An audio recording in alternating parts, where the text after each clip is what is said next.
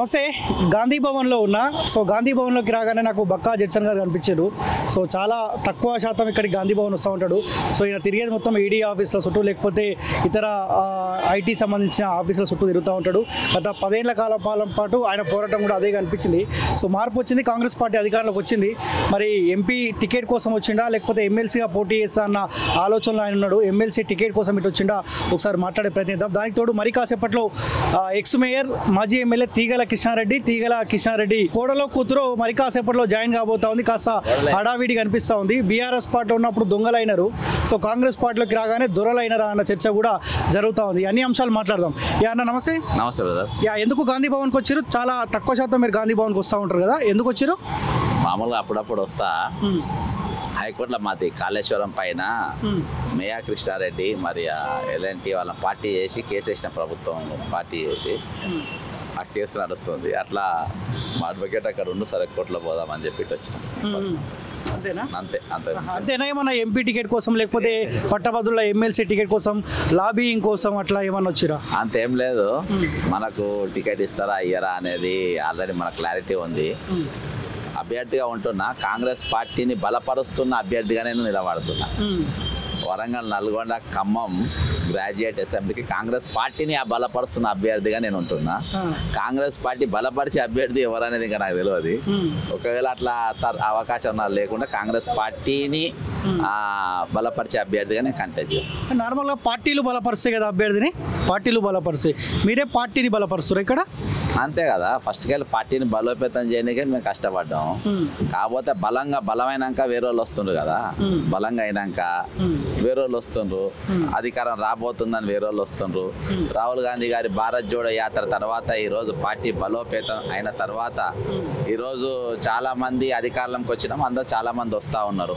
కానీ మేము బలోపేతం అయినాం కాదు, బలపరుచుకున్నాం మేము పార్టీని. ఇక్కడ రాహుల్ గాంధీ భారత్ జోడో యాత్ర చూపించి, లేకుంటే కర్ణాటక ఎలక్షన్ చూపించి, ఈరోజు 2వ విడత భారత్ జోడో యాత్ర అవుతుంటే ఇక్కడ ఒక్క ఎమ్మెల్యే కూడా మాట్లాడతలేరు కదా రాహుల్ గాంధీ గురించి. నా PCC president chief minister Rahul Gandhi Bharat Jodo Yatra గురించి మాట్లాడతలేరు, లేకుంటే ఇంకా పెద్ద నాయకులు వచ్చి మాట్లాడతలేరు. బయటికి వెళ్ళి వచ్చిన వాళ్ళు రాహుల్ గాంధీ నాయకత్వంలో ఈరోజు కాంగ్రెస్ పార్టీ బలోపేతం అయింది కాబట్టి మేము పార్టీలో చేరుతున్నామని ఒక్కరు కూడా మాట్లాడతలేరు. అభివృద్ధి కోసం అని సేమ్ కాంగ్రెస్కి వెళ్ళి బీఆర్ఎస్కి పోయేటప్పుడు ఏమని చెప్పిపోయినారు అదే చెప్పి ఇప్పుడు వచ్చిండ్రు. వీళ్ళందరూ పోయి అలా ఆ పార్టీని ముంచిండ్రు, ఇప్పుడు ఇలా ముంచడానికి వస్తుంది. కాబట్టి వాళ్ళ కోసం మనకేం ఫరక్ పడది. కాకపోతే కాంగ్రెస్ పార్టీని బలపరుస్తాం, మేము ముందు కూడా బలపరచనికే పోటీ చేస్తాం. సో వాస్తవాలు మాట్లాడుకుంటే నేను మొన్న కూడా మాట్లాడినా, 10 ఏళ్ల కాలం పాటు తీగల కృష్ణారెడ్డి కావచ్చు, లేకపోతే ఎవరైతే మీరు జాయిన్ చేయించుకుంటారో పట్నం మహేందర్ రెడ్డి కావచ్చు, లేకపోతే బొంతు రామ్మోహన్ కావచ్చు, మీ పార్టీ ఆహ్వానిస్తూ ఉంది. సరే బీఆర్ఎస్ పార్టీని అందరి లక్ష్యం ఖతం చేయాలి, అది ఎవరు కాదంటలేరు. కానీ 10 ఏళ్ల కాలం పాటు ప్రజలు ఇబ్బందులు పడుతూ ఉంటే అదే బీఆర్ఎస్ పార్టీలో ఉండి చూసిన వాళ్ళే కదా. మీ పార్టీ ఎందుకు ఎంకరేజ్ చేస్తూ ఉన్నది? పార్టీ ప్రజలను ఇబ్బంది పెట్టిండ్రు, వీళ్ళని ప్రజలను సతాయించారు. ఈరోజు మహేశ్వరంలో దాదాపు ఒక 2000 ఇండ్లు ముంచేసిండ్రు వాళ్ళు. ముంచి దాని మన అఫ్జల్ నగర్లో దాని మీద నా మీద కానీ, ఇందిరా మీద కానీ, ఇందిరా శోభన్ మీద కానీ, లేకుంటే ఉజ్మా షాకిర్ మా అందరి మీద ఇలాంటివి కూడా కేసులు ఉన్నాయి. వీళ్ళు దగ్గరుండి ఆ రోజు కేసులు పెట్టించింది. ఈయన కానీ సబితా ఇంద్రెడ్డి వీళ్ళంతా కలిసి కేసులు పెట్టించారు. ఈరోజు వాళ్ళు వచ్చి కాంగ్రెస్ పార్టీలో చేరుకుంటే వాళ్ళు పునీతులు అవుతా ఉన్నారు. సేమ్ మా వర్ధనపేట కూడా మా మీద కేసులు పెట్టి ఎప్పుడు ఫోన్లు చేసి బెదిరించే వాళ్ళు కూడా ఈరోజు కాంగ్రెస్ పార్టీలో జాయిన్ అయ్యే పరిస్థితి ఉన్నది. అరే వీళ్ళని చేర్చుకోవద్దా వీళ్ళ పరిస్థితి వీళ్ళ ఎవరు లేకముందు అధికారంలోకి వచ్చింది కదా, ఇప్పుడు వాళ్ళని చేర్చుకోవాల్సిన అవసరం ఏముందని చెప్పేసి మాకు అర్థమైతలేదు. కాకపోతే ఈరోజు వాళ్ళకంటే ఉన్న కార్యకర్తను బలోపేతం చేసుకొని ఊళ్ళోళ్ళని చూసుకోకుండా అంటే బయట వాళ్ళని తీసుకొని వచ్చి పార్టీని బలోపేతం చేస్తామని చెప్పేసి వీళ్ళేదో ఒక గ్రూపులో ఒక ముఠా తయారు చేసుకుంటారు. కానీ ఇది కాంగ్రెస్ పార్టీ దీంతో బలోపేతం అయితే మేము అనుకుంటలేము.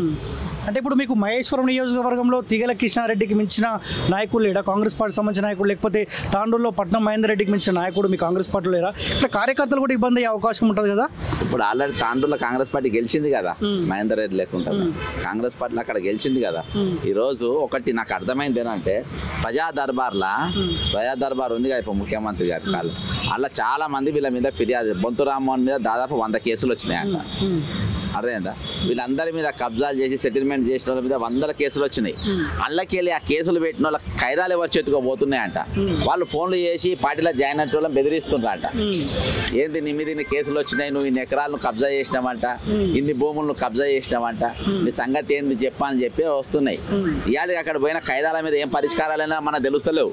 కానీ ఆ ఖైదాలు కొంతమంది చేతుకు పోతున్నాయంట. అక్కడికి వెళ్ళి ఎవరికి పోతున్నా అనేది ప్రభుత్వం ముఖ్యమంత్రి గారు ఎంక్వైరీ చేయాలి. వాళ్ళు పోయి నీ మీద బొంతురామో నీ మీద 100 కంప్లైంట్లు వచ్చినాయి, సంగతి ఏంది అని ఆయన అడుగుతున్నారట. ఇట్లా ఎవరెవరి మీద కబ్జాదారుల మీద లెటర్లు వస్తున్నాయో వాళ్ళ ఫోన్లు చేసి వీళ్ళు అడుగుతున్నారట. మరి ఖైదాలు ఎవరి చేతుకు పోతున్నాయి, ఎవడు వాళ్ళ ఫోన్లు చేస్తుండ్రు, మళ్ళీ వారం రోజుల తర్వాత వాళ్ళు కాంగ్రెస్ పార్టీలోకి ఎట్లొచ్చి జాయిన్ అవుతుండ్రు, ఇవన్నీ కూడా ఇంటర్లింక్ అయి ఉన్నది ఈ జాయినింగ్స్ వల్ల. కాబట్టి వాళ్ళు ఇష్టంతో వస్తురా, లేకపోతే కేటీఆర్ పోయి చూసా పోరి కాంగ్రెస్ పార్టీలో ఏం జరుగుతుందో అన్న ఉద్దేశంతో ఇటు పంపిస్తాం. ఎందుకంటే కేటీఆర్ కు దగ్గర అనుచరులే ఈ పార్టీలోకి వస్తూ ఉన్నారు కదా. ఇప్పుడు వాళ్ళు ఎవరు అనుచరులు కాదబ్బా, వాళ్ళ అధికారం కోసం ఉన్న తొత్తులు వాళ్ళు. ఈరోజు కేటీఆర్కు ఇంట్లో సంబంధాలు ఎందుకు, కేటీఆర్కు మంచి సంబంధాలే ఉన్నాయి, కాంగ్రెస్ పెద్ద నాయకులే ఉన్నారు, ఫోన్లు మాట్లాడేటోళ్ళు ఉన్నారు. ఏ రోజు ఇవాళ వరకు అందుకనే కదా ఇప్పుడు నాది కేసు నడుస్తుంది హైకోర్టులో కాళేశ్వరం మీద. ఇవాళ వరకు మేయ కృష్ణారెడ్డి గురించి అసెంబ్లీలో కానీ చర్చ జరిగిందా, మహంస్ రామేశ్వరరావు గురించి ఏమైనా చర్చ జరిగిందా? వీళ్ళు చర్చ జరుగుతలేనే ఈరోజు నేను హైకోర్టులో కేసు వేసినాము, ఇప్పుడు నడుస్తుంది మాది. కాబట్టి ఇటువంటి పరిస్థితులలో వీళ్ళని తీసుకోవడం అనేది రాంగ్ సిగ్నల్ పోతా ఉంది. నాకు రీసెంట్గా మినిస్ట్రీ ఆఫ్ హోమ్ అఫేర్స్కి వెళ్ళి ఒక ఎంప్లాయీ ఫోన్ చేసిండ్రు ఇక్కడ ఉన్న కేసుల పైన. మన తెలంగాణలో ఉండి వాళ్ళు కొంచెం మానిటర్ చేస్తుండ్రు కేసులది. వాళ్ళు ఎంప్లాయీ కాబట్టి, బీజేపీ కాదు, ఎంప్లాయీ. వాళ్ళు చెప్తున్నది ఏంటంటే అనవసరంగా మీరు ఇలా అన్నీ తీసుకొచ్చి మీ పార్టీలో వేసుకొని మీ పార్టీని నాశనం చేసుకుంటారని అంటారు. అసలు నువ్వు ఉన్నోళ్ళని చూసుకోరాదు భయ్. కాంగ్రెస్ పార్టీలో ఇంకా బలంగా కష్టకాలంలో నువ్వు పండుకున్నప్పుడు కూడా వాళ్ళు పని చేసిండ్రు. నువ్వు సబ్జెక్టు తీసుకొని వదిలేస్తే వాళ్ళు సబ్జెక్టు పట్టుకొని ముందు నడిపి వాళ్ళ బలోపేతం చేసుకోరాదు. నువ్వు వీళ్ళందరినీ పట్టుకొని వచ్చి కచ్చరగాళ్ళందరినీ మనం ఎందుకు వేసుకోవాలి? ఈ కచ్చరగాళ్ళని మనం ఎందుకు వేసుకోవాలి? వాళ్ళు చేయబట్టి ఆ పార్టీ ఓడిపోయి అక్కడ మళ్ళీ వాళ్ళని మనం తీసుకొచ్చి మన పార్టీని ఎందుకు నష్టం చేయాలి? ఏం చేద్దాం అనుకుంటారు మీరు? ఏం చేద్దాం అనుకుంటారు? కాబట్టి ఇది మంచి పరిణామం కాదు. ఏఐసిసి నాయకులు కూడా దీని మీద దృష్టి ఉంచాలి. ఈరోజు ఎవరు చేరినా కానీ రాహుల్ గాంధీ పేరు తీసుకుంటలేరు. రాహుల్ గాంధీ భారత్ జోడో యాత్ర గురించి మాట్లాడతలేరు. రాహుల్ గాంధీ న్యాయయాత్ర గురించి ఎవరు మాట్లాడతలేదు. ఈరోజు అనేకమైన అన్కాన్స్టిట్యూషన్ ప్రోగ్రామ్స్ ఈరోజు నడుస్తూ ఉంది, వారి గురించి ఎవరు చర్చిస్తలేరు. కాబట్టి రాహుల్ గాంధీ పేరు తీసుకోకుండా, రాహుల్ గాంధీ భారత్ జోడో యాత్రలు మాట్లాడకుండా వాళ్ళను ఇష్టం వచ్చినట్టు మనం జాయిన్ చేసుకుంటాం, కానీ వాళ్ళ చర్చలు ఎక్కడ కూడా తీసుకుంటలేము. దాన్ని పార్టీ ఆలోచించాలి. ఓకే. సో లిక్కర్ స్కామ్ అంశం మళ్ళీ తెరపైకి వచ్చింది. కవితకి ఈరోజు హాజరయ్యే అవకాశం ఉండే, కానీ నేను హాజరు కాలేను అని మళ్ళీ సిబిఐ అధికారులకు ఒక లేఖ రాసింది. ఎందుకు విచారణకు హాజరు కాలే ఆమె? Brother, CBI, ED, Kalvakuntla family మధ్యలో మిక్కీ మౌజ్ ఆట నడుస్తుంది. అదే చువా పిల్లి ఎలుక ఆట నడుస్తుంది. ఆడ ఇది ఎలుకను పట్టుకునేది లేదు, ఆడ పిల్లి దాని వెంబడి పడేది లేదు. ఇక్కడ ఏమైతే లేదు, వాళ్ళు మొత్తం బ్రహ్మాండంగా ఒకళ్ళు అండర్స్టాండింగ్ లో ఉన్నారు. కవిత అరెస్ట్ అయ్యలేదు, ఏం లేదు. ఒకవేళ ఎంపీ ఎలక్షన్ ముందు అరెస్ట్ అయితే ఏమో లాభం చేస్తున్నారు, లాభం కూడా ఏమి ఉండదు. ఆమె పెడితే ఒక 2 రోజులు అట్లా పెట్టి తీస్తారు. కానీ ఇప్పుడు మాత్రం 100% ఆమె ఎంత ధైర్యం, మంచి వాళ్ళు అటెండ్ అవుతుండ్రు. జార్ఖండ్ ముఖ్యమంత్రి అసంటోడు ఈడీ ముందు పోయి హాజరైండ్రు. ఈమె హాజరైతే లేదు, వాళ్ళేమో కొట్టినట్టు చేస్తున్నా, మేము ఏడ్చినట్టు చేస్తున్నానంటే ఇద్దరి మధ్యలో మంచి అండర్స్టాండింగ్ ఉన్నది. ఈమె అరెస్ట్ కాదు, ఏం కాదు బ్రదర్. బాగా వీళ్ళు మంచి కంఫర్టబుల్గా ఉంటారు. వీళ్ళు అరెస్ట్ అవుతారని నేను అయితే అనుకుంటలేదు. సో గతంలో ఈమెకు 41 సిఆర్పిసి కింద నోటీస్ ఇవ్వలేదు, 160 కింద 90 కింద నోటీసులు ఇచ్చినారు. సరే, అప్పుడు ఆమె హాజరు కాకుండా వదిలిపెట్టేసారు. సో ఈసారి నోటీస్ ఇచ్చారు. ఒకవేళ విచారణకు హాజరు కాకపోతే అరెస్ట్ చేసే అధికారం కూడా సో సిబిఐ అధికారులకు ఉంటుందంట. ఆ అవకాశం ఏమైనా కనిపిస్తుందా మీకు? బ్రదరు, ఆమె ఒక ఉత్తరం రాసింది, నేను చదివిన. అందులో నాకు ఇంతకుముందు సాక్ష్యం అని పెట్టిండ్రు, ఇప్పుడు ముద్దాయం చేసిన 2 రోజులకు ఇదంతా కుట్రపూరితంగా జరుగుతూ ఉంది, ఎంపీ ఎలక్షన్ దృష్టిలో పెట్టుకొని నేను రేపు ఎంపీ ఎలక్షన్ మేము పాల్గొనబోతున్నాం, అది ఇదని చెప్పేసింది. సరే, ఏది ఏమైనప్పటికీ అరెస్ట్ అయ్యేది ఉంటే ఈ పార్టీకి ఎప్పుడో చేద్దరు. ఇప్పుడు చేసినా కానీ ఎన్నికలలో మనకేమో లాభం అవుతుందా నష్టం అవుతుందా అనేది బీజేపీ వాళ్ళు చూసుకొని అడుగు ముందుకు వెనుకకి వేస్తూ ఉంటారు. కవిత అయితే అరెస్ట్ అయితే నేను అనుకుంటలేను అంత. సో ఒకవేళ బీజేపీ అవసరం కోసమైనా కవితను అరెస్ట్ చేసి లోపడేసారు అనుకో కాంగ్రెస్ పార్టీకి ఏమైనా ఇబ్బంది అవుతుందా ఎంపీ ఎలక్షన్లో? ఏం ఫరక్ పడదు. ఆమె ఏమన్నా ఏది భారత కోకిల సరోజిని నాయుడా లేకుంటే ఆమె ఇంకేమన్నా ఝాన్సీ రాని ఆమె లిక్కర్ రాని సారా కేసులు లోపడిపోతుండే అంటే సింపతి ఎందుకు ఉంటుంది? అది అయిన తర్వాతనే కదా వాళ్ళు ఇదేం ఇంకా అరెస్ట్ చేస్తలేరని చూసి కాంగ్రెస్ పార్టీ కోట్లేసింది కూడా 6 పథకాల కోసం కాదు. ఈ కల్వకుండ్లు చేసే దుర్మార్గం పైన ప్రజలు ఓటేసిండ్రు. వాళ్ళను ఖచ్చితంగా వీళ్ళను శిక్షిస్తారు, వీళ్ళ జైలుకు పంపుతారనే ఉద్దేశంతో కాంగ్రెస్ పార్టీకి ఓటేసింది కానీ 6 పథకాలు చూసి కాదు. కానీ ఒకవేళ కవిత లోపడేస్తే బీజేపీకి ప్లస్ కాదా? కవిత దొరికింది కాబట్టి మా కనసందులో పనిచేయవు, సందర్భం వచ్చింది కాబట్టి కవితను తీసుకుని లోపడేసినారు.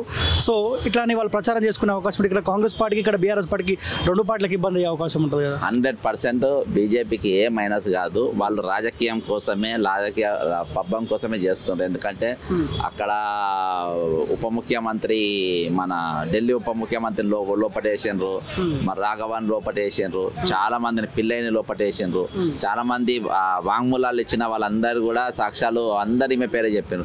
అయినా ఇప్పటి వరకు కాలేదు. ఇవాళ అరెస్ట్ చేస్తున్నా అంటే వీడు ఖచ్చితంగా రాజకీయ లబ్ధి కోసమే చేస్తున్నా అనేది ప్రజలకు నీట్గా అర్థమైపోతుంది. ఇక్కడ ఏది ఏమైనప్పటికీ జాతీయ పరంగా జాతీయ నాయకత్వాన్ని చూసి ఓటేస్తారు. వాళ్ళు ఖచ్చితంగా కాంగ్రెస్ పార్టీకే ప్లస్ అవుతుంది. కానీ బీజేపీ కానీ బీఆర్ఎస్ కానీ ఇక్కడ వాళ్ళ సర్ది కట్టుకోవాల్సింది. ఇక్కడ వాళ్ళకి వచ్చేది లాభం ఏముండదు. బీజేపీ బీఆర్ఎస్ పొత్తుండే అవకాశం ఉంటుందా ఎంపీ ఎలక్షన్లో? ఉండొచ్చు. ఏమున్నది, ఇప్పుడు వాళ్ళు ఇంటర్నల్గా దోస్తానం నడుస్తుంది వాళ్ళది, తర్వాత వాళ్ళది ఇదిగా ఉంటుంది కాబట్టి మనకు ఏం ఫరకేం పడదు దాంట్లో. Okay okay thank you so much అన్న. సో ఇది కాంగ్రెస్ పార్టీ సీనియర్ నాయకులు బక్కా జెట్సన్ గారితో ఫేస్ టు ఫేస్ చూస్తుండే college TV. Thank you so much.